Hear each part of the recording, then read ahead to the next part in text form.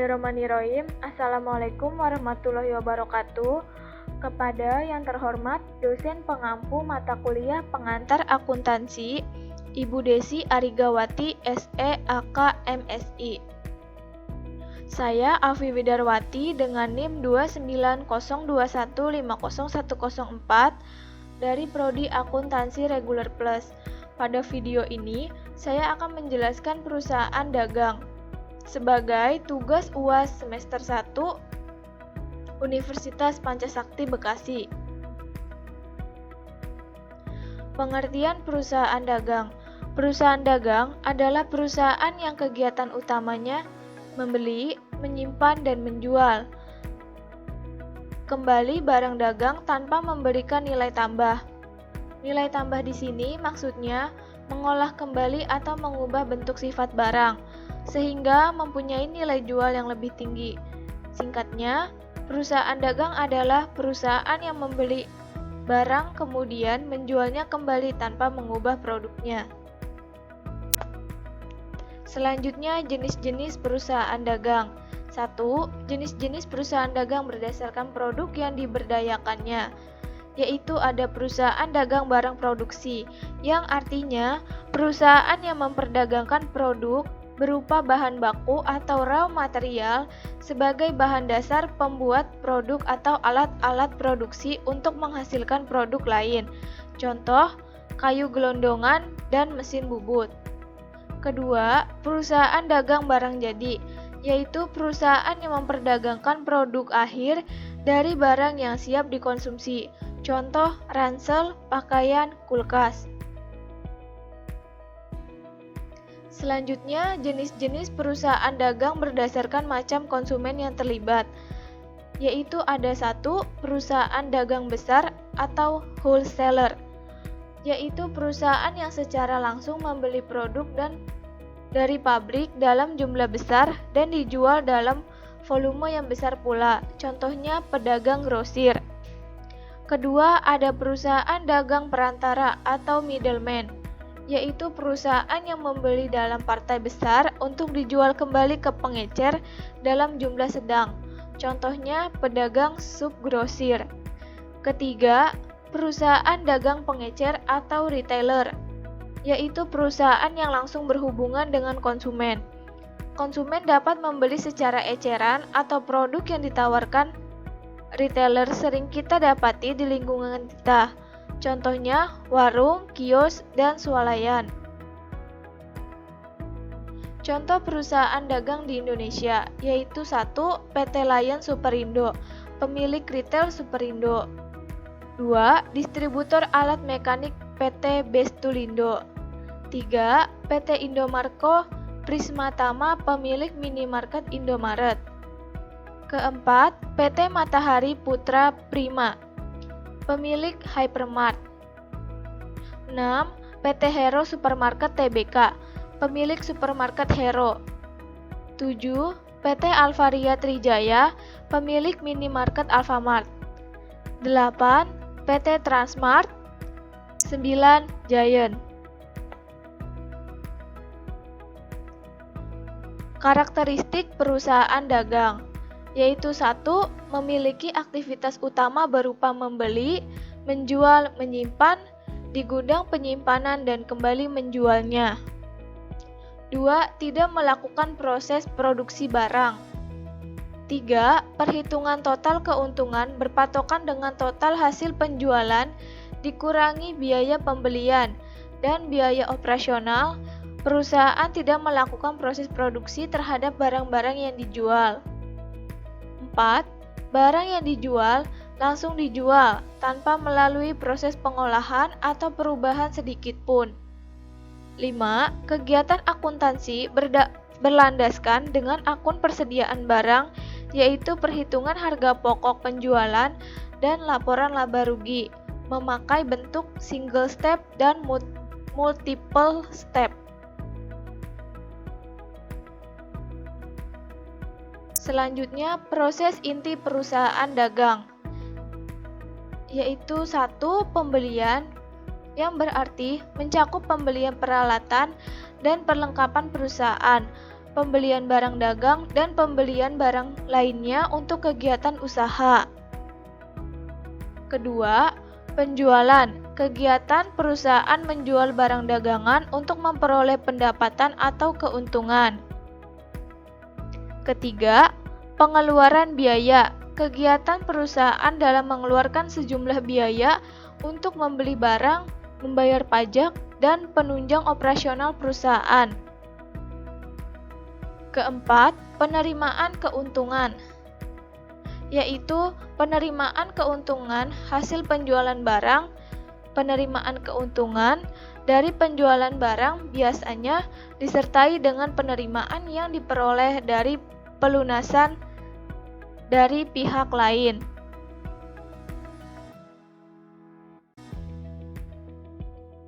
Akun perusahaan dagang dalam laporan keuangan, yaitu ada pembelian, potongan pembelian, retur pembelian, beban angkut pembelian, beban angkut penjualan, penjualan, potongan penjualan, persediaan barang dagangan.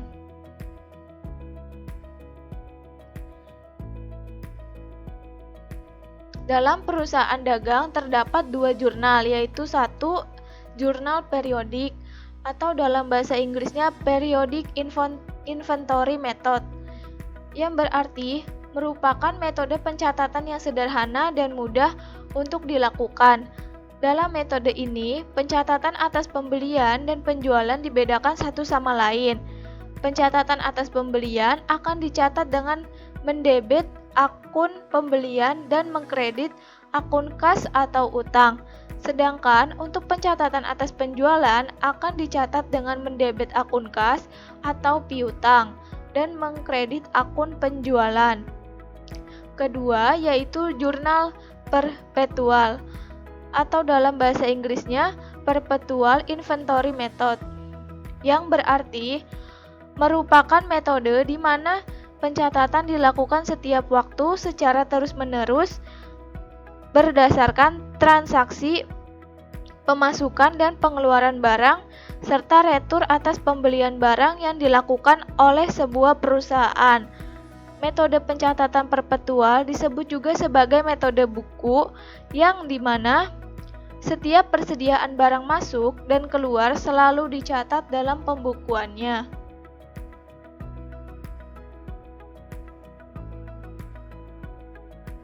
Selanjutnya, perbedaan pencatatan metode periodik dan perpetual. Kalau dalam periodik, akun pembelian, retur pembelian, potongan pembelian, beban akun pembelian. Pada jurnal perpetual itu akan berubah menjadi persediaan barang dagang.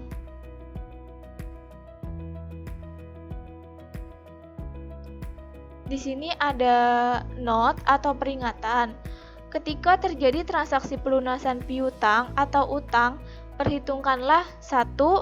Ada retur penjualan atau retur pembelian pada transaksi sebelumnya di toko yang sama. 2. Apakah ada potongan penjualan atau potongan pembelian yang masih berlaku? Selanjutnya, saya akan menjelaskan akun-akun di transaksi pembelian. Transaksi pembelian di jurnal periodik, debit, pembelian, kredit utang dagang atau kas. Perpetual, debit, persediaan barang dagang, dikredit utang dagang atau kas. Transaksi retur pembelian, debit utang dagang atau kas, kredit retur pembelian. Perpetual, debit utang dagang atau kas, kredit persediaan barang dagang. Transaksi beban angkut pembelian, di debit beban angkut pembelian, dikredit kas. Perpetual, di debit persediaan barang dagang, dikredit kas. Transaksi pelunasan pembelian dengan potongan. Periodik, di debit utang dagang, dikredit kas, kredit, potongan pembelian. Perpetual, di debit utang dagang, kredit kas, dikredit persediaan barang dagang. Transaksi pelunasan pembelian tanpa potongan. Di debit utang dagang, dikredit kas. Perpetual, di debit utang dagang, di kredit kas. Selanjutnya, akun transaksi penjualan. Transaksi penjualan pada periodik di debit piutang dagang atau kas, di kredit penjualan. Perpetual di debit piutang dagang atau kas, di kredit penjualan.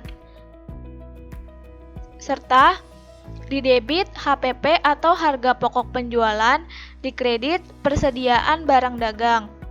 Transaksi retur penjualan, di debit retur penjualan, di kredit piutang dagang atau kas. Perpetual di debit retur penjualan, di kredit piutang dagang atau kas. Serta ada akun selanjutnya yaitu di debit persediaan barang dagang, di kredit HPP atau harga pokok penjualan. Transaksi pelunasan penjualan dengan potongan. Periodik di debit kas, di debit potongan penjualan, di kredit piutang dagang. Pada jurnal perpetual di debit kas, di debit potongan penjualan, di kredit piutang dagang.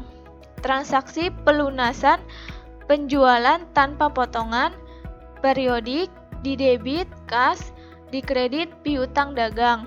Perpetual di debit kas, di kredit piutang dagang.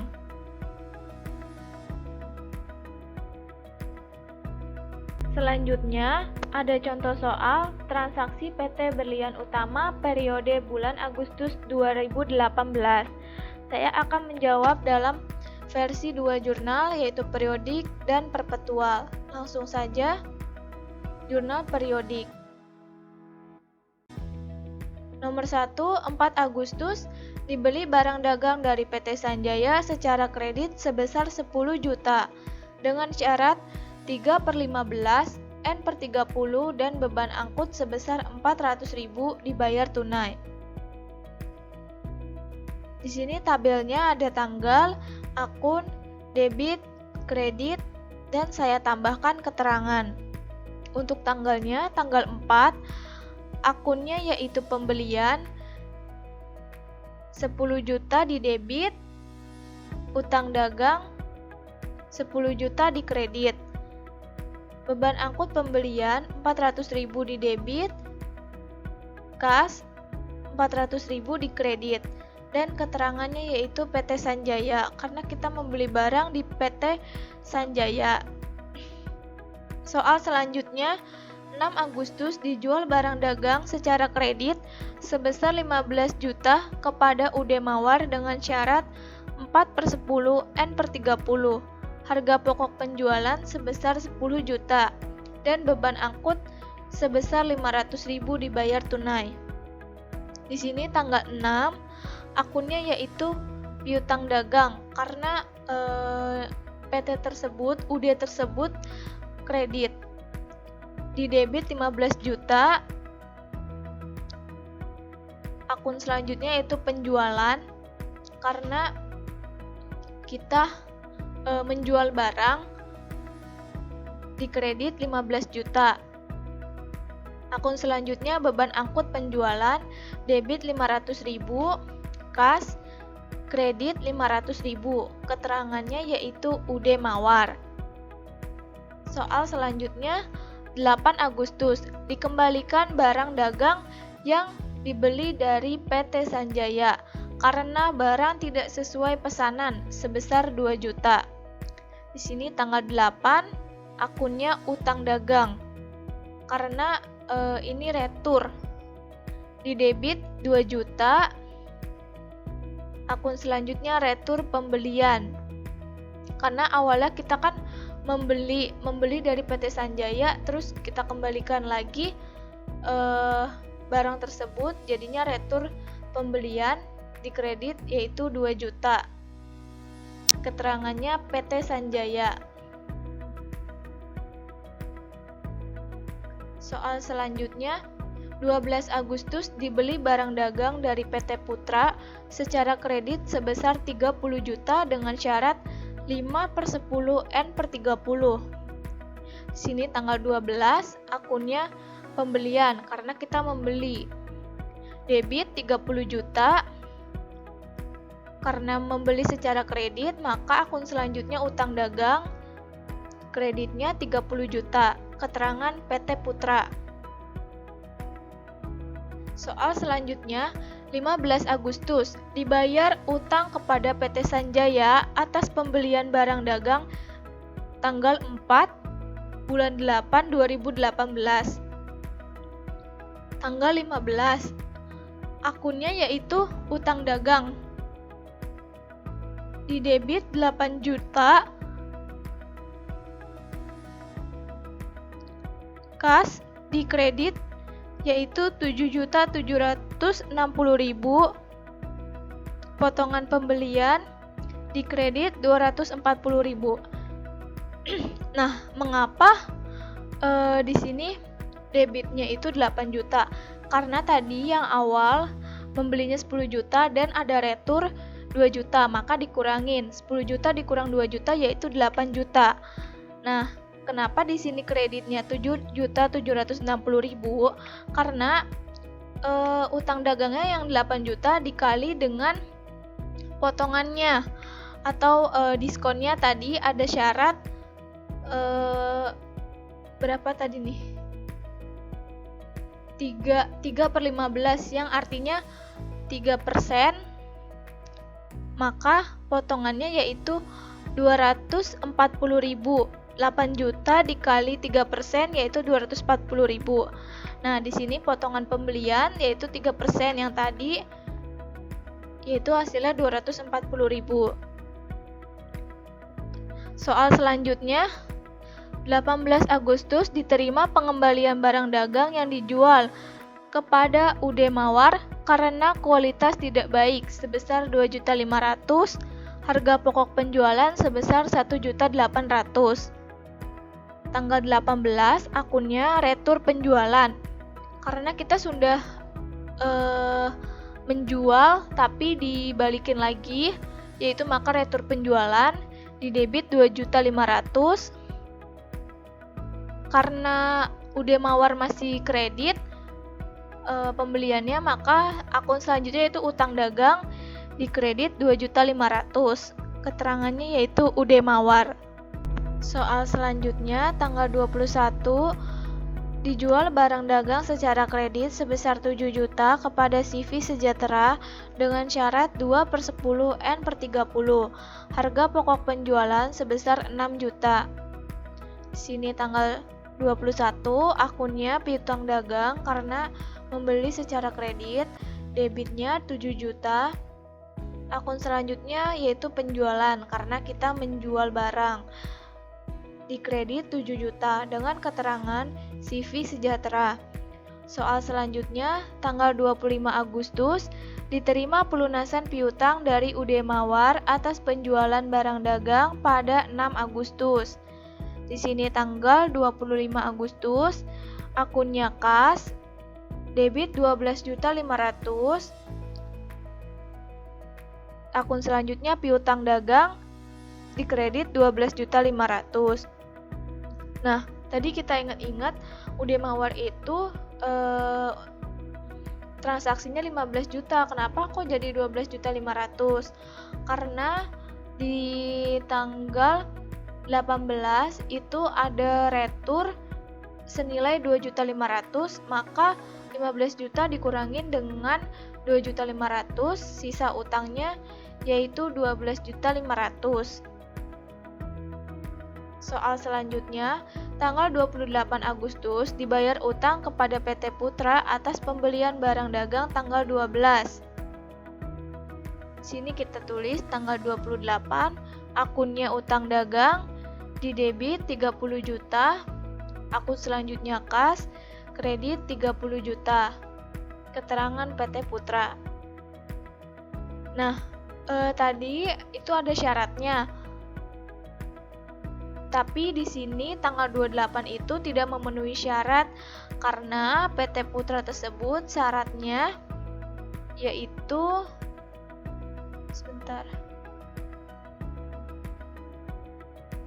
5/10 N/30. artinya mendapat potongan 5% setelah 10 hari membayar dari tanggal 12. Jadi 12 Agustus ditambah 10 jadi 22. Itu tanggal 22 itu maksimal batas pembayaran, maka mendapatkan potongan 5%. Lewat dari itu tidak mendapatkan potongan. Nah, tadi kita membayar pada tanggal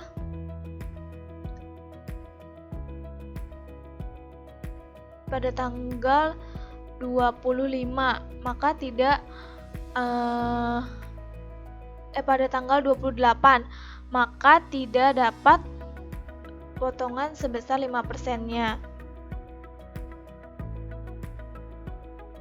Selanjutnya, tanggal 31 Agustus, tanggal terakhir, diterima pelunasan piutang dari CV Sejahtera atas penjualan barang dagang pada 21 Agustus. Akunnya kas 6.860.000 di debit. Potongan penjualan di debit 140.000. Akun selanjutnya piutang dagang. Dikredit 7 juta rupiah. Nah, di sini masih berlaku syaratnya yaitu 2%, maka piutang dagangnya dikalikan dengan 2% yaitu hasilnya 140.000, maka yang dibayarkan yaitu 6.860.000 dengan potongan penjualannya 140.000. Nah, kita jumlah semuanya yaitu hasilnya 124.900.000 rupiah dan dikredit sama 124.900.000 rupiah. Baik, selanjutnya jika disatukan semuanya jurnalnya seperti ini. Jurnal periodik PT Berlian Utama Agustus 2018. Di sini ada tanggal, akun, debit, kredit. Tadi saya memakai keterangan itu untuk mempermudah menjawab pertanyaannya. Selanjutnya yaitu menjawab dengan cara jurnal perpetual. Nomor 1, 4 Agustus dibeli barang dagang dari PT Sanjaya secara kredit sebesar 10 juta dengan syarat 3/15 N/30, beban angkut sebesar 400.000 dibayar tunai. Di sini tabelnya ada tanggal, akun, debit, kredit, keterangan. Tanggal 4 akunnya yaitu persediaan barang dagang karena dia itu pembelian, debit 10 juta. Akun selanjutnya utang dagang karena pembeliannya secara kredit. Dikredit 10 juta. Nah, beban angkut pembelian di akun ini namanya persediaan barang dagang. Debit sebesar 400.000. Akun selanjutnya kas, dikredit 400.000 dengan keterangan PT Sanjaya. Selanjutnya 6 Agustus dijual barang dagang secara kredit sebesar 15 juta rupiah kepada UD Mawar dengan syarat 4/10 N/30, harga pokok penjualan sebesar 10 juta dan beban angkut sebesar 500.000 dibayar tunai. Sini akunnya yaitu piutang dagang karena dilakukan pembayarannya secara kredit, debitnya 15 juta. Akun selanjutnya yaitu penjualan karena kita melakukan penjualan. Kredit 15 juta. Selanjutnya akun HPP atau harga pokok penjualan. Di sini keterangannya ada 10 juta, maka debitnya 10 juta. Akun selanjutnya yaitu persediaan barang dagang, dikredit sebesar 10 juta. Akun selanjutnya di sini ada beban angkut penjualan, di debit 500.000. Akun selanjutnya kas, dikredit 500.000. Keterangan yaitu UD Mawar. Soal selanjutnya, 8 Agustus dikembalikan barang dagang yang dibeli dari PT Sanjaya karena barang tidak sesuai pesanan sebesar 2 juta rupiah. Tanggal 8 yaitu utang dagang karena masih kredit, maka akunnya utang dagang didebit Rp2.000.000 terhadap persediaan barang dagang atau retur pembelian. Kalau di periodik itu namanya retur pembelian, kalau di perpetual yaitu persediaan barang dagang dikredit sebesar Rp2.000.000. Keterangannya yaitu PT Sanjaya. Soal selanjutnya, 12 Agustus dibeli barang dagang dari PT Putra secara kredit sebesar 30 juta dengan syarat 5/10 N/30.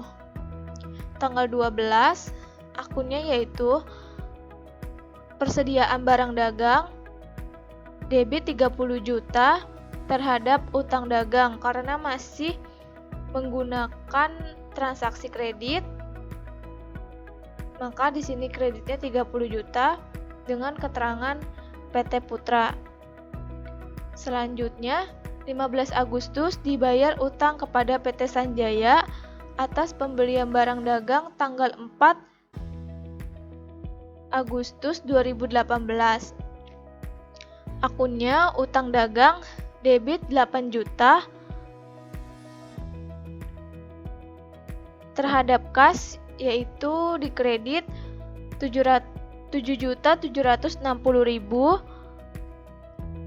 dan terhadap persediaan barang dagang dikredit sebesar 240.000. Nah, di sini mengapa 8 juta? Karena tadi ada retur senilai 2 juta, maka debitnya itu 8 juta, sisa utang dagangnya 8 juta. Nah, mengapa di sini 7.760.000? Karena sisa utang dagangnya 8 juta dikali dengan syaratnya, karena masih berlaku syaratnya yaitu 3%, 240.000. Hasilnya yaitu menjadi 7.760.000. Nah, potongan pembeliannya atau di sini kalau di perpetual itu persediaan barang dagang 8 juta dikali 3% yaitu 240.000. Soal selanjutnya, 18 Agustus diterima pengembalian barang dagang yang dijual kepada UD Mawar karena tidak baik sebesar 2.500.000, harga pokok penjualan sebesar 1.800.000.